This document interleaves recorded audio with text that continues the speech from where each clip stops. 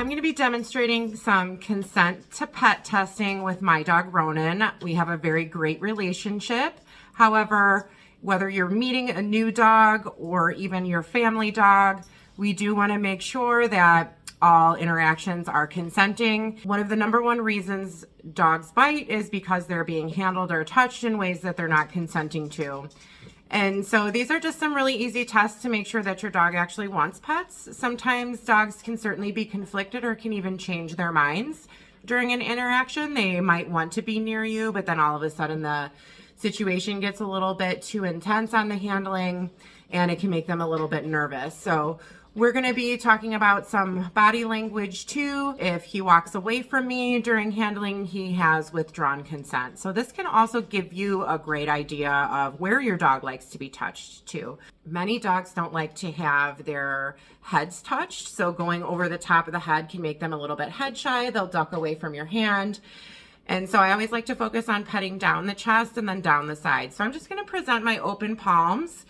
And if Ronan moves into my hands, that means we have consent. If he lingers there with me or leans into me, he is still consenting. I'm going to pet for about 3 seconds, and then I'm going to withdraw and see what he does. Now, Ronan is a super affiliative, loose, wiggly, excited guy, so you're going to probably see a lot of consenting body language from Ronan. So I'm going to present my hands to Ronan. He's moving into them.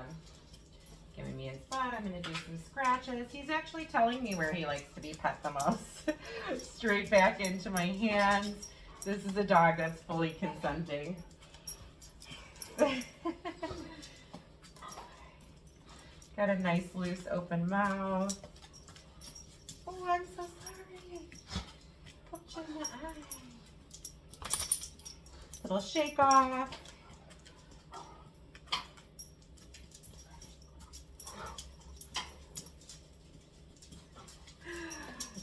Are you my pushy guy? Are you my pushy guy?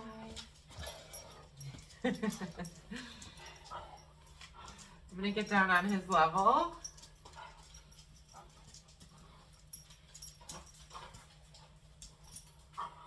Petting on the chest. We're gonna pet a little bit longer. Oh, you like your chest pet.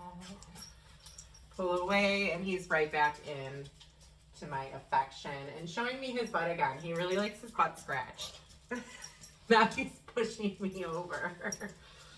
Are you a fully consenting dude? A little bit of a yawn, so he is excited. Shake off. Excited, nervous. Sometimes those things can look similar.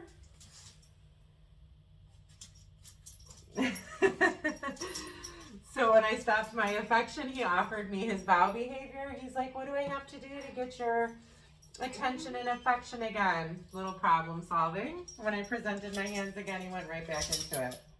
Lots of shake-offs. We do have a little bit of good stress rising. He's leaning into my legs, his butt. So he is telling me this is where he likes to be pet the most. Nudging my hands, we have consent again.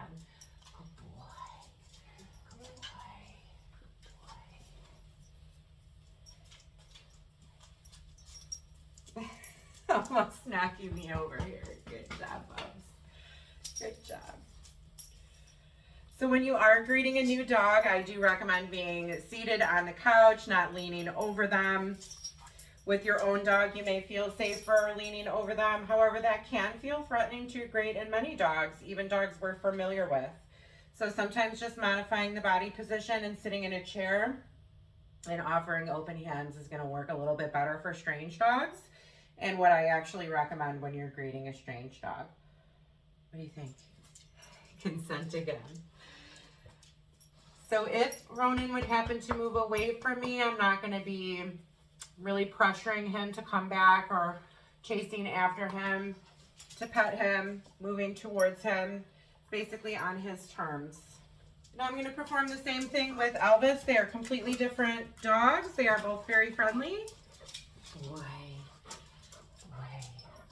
Pet down the chest, pull away, little shake off, little nervous, and he walks away. Now he's come back and nudged at my hands. I'm going to pet his sides and pull away. And he walks away and he's sniffing a little bit. So we do not have consent anymore to pet. Get down on his level, present my hands, and he walks into them. And he even pushes into me. Oh, Bubs, you're gonna knock me over. So want to be careful with those kisses to the face, that they're not accidentally a kiss to dismiss. A lot of dogs who are communicating with another dog will actually lick another dog's face to convey that they mean no harm. And if another dog is really, really good at reading social body language, they will actually turn their face away from the dog that's licking at their face and say, me neither, I mean no harm. So it is, and it can be an appeasement behavior. And so when he was licking my face and I turned away, he did choose to disengage from me. So let's try again. Sit on the floor, present my hands, and he gives me his chest. Pull away. So I looked away and so did he. So actually he's kind of a little not consenting here. Got a lip lick. Chick boy. Licking my hands, but not really moving into my space for pets. Withdraw my hands. See?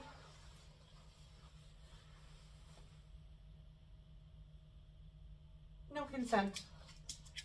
Oh, are we consenting now?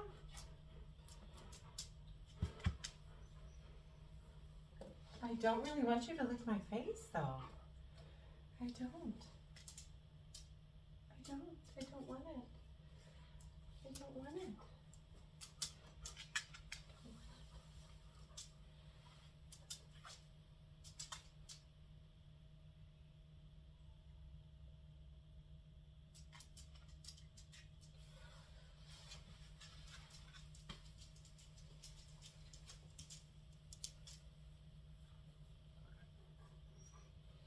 So you can see Elvis is totally different. He likes his neck scratched. What do you think, Cubs?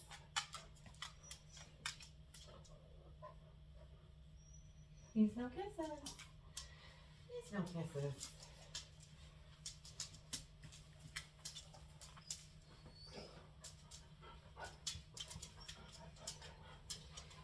Nice lean into me. I'm going to withdraw and see what he does. And he comes back for more. He's got a nice loose mouth. And pat down his sides. Give him some pats. Pull away. And he comes back for more and leans into me. So we are consenting here.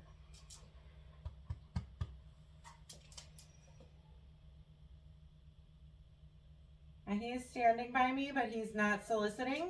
And he walks away. So he's all done.